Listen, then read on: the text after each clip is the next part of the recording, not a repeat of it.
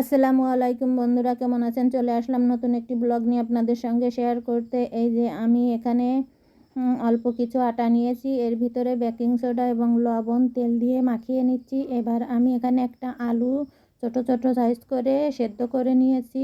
এবার আলুগুলোর ভিতরে আমি শুকনো মরিচের শুকনো খোলায় ভেজে রাখা গুঁড়া লবণ হলুদ দিয়ে ভালোভাবে চটকিয়ে মাখিয়ে নিলাম। এবার আটা দিয়ে আমি একটা ডো তৈরি করব। এটা দিয়ে আমি বড় করে একটা রুটি তৈরি করব। খাওয়ার রুটির মতো পাতলা করে, এই যে দেখতেই পাচ্ছেন। এবার রুটির উপরে আমি আলুগুলো এভাবে মেলিয়ে দিয়েছি। এটা এবার আমি সমানভাবে কেটে নিব একটা ছুরির সাহায্যে।